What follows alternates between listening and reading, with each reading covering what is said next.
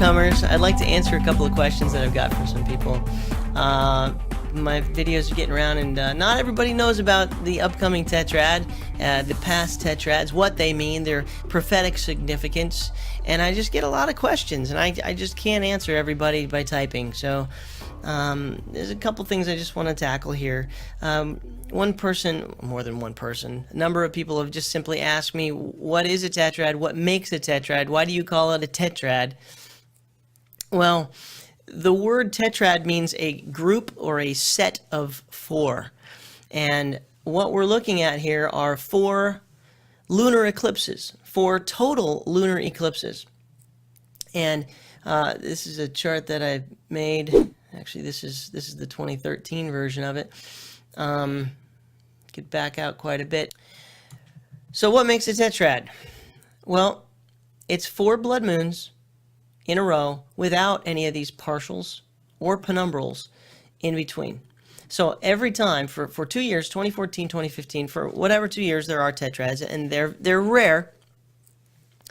But there are instances when they're even more rare, like this one, which is because they actually fall on the Lord's feast days. In Leviticus 23, there are 7 feast days, or the Moedim, which are the appointed times when there is a meeting.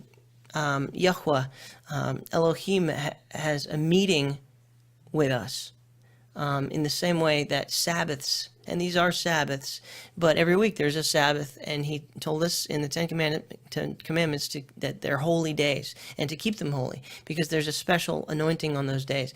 These are yearly, 7 yearly days that have special anointing on them, and you can find those in Leviticus 23.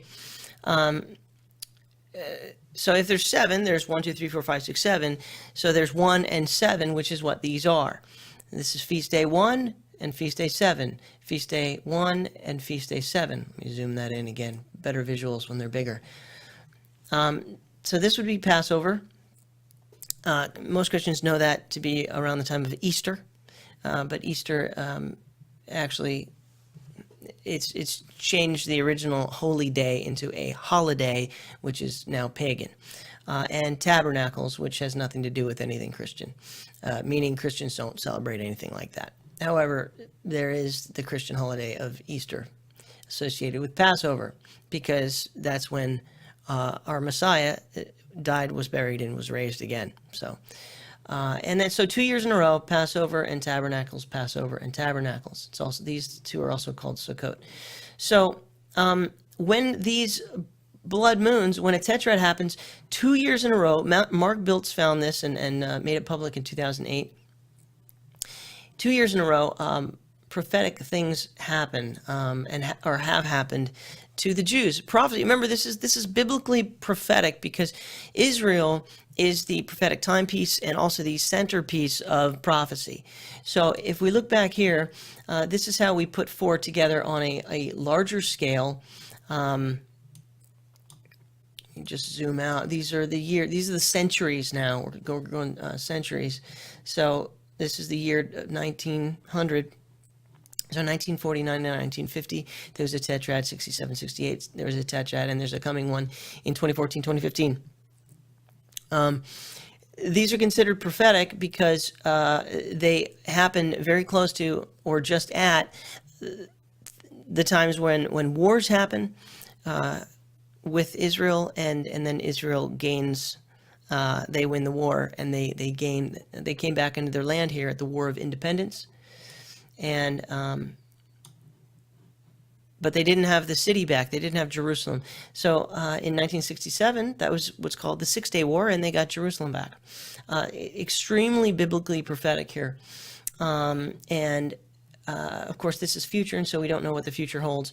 But I personally believe, based on a pattern that seems to be in succession, that they will get the temple. They get the Holy Land, they get the Holy City, and then they get the Holy Temple Mount back. And they're going to rebuild the temple, because the Bible is very clear about there being a temple in the last days, which is actually the tribulation period. Revelation 11 proves that, and so do other places, and I've already done those videos. You can find those on my channel.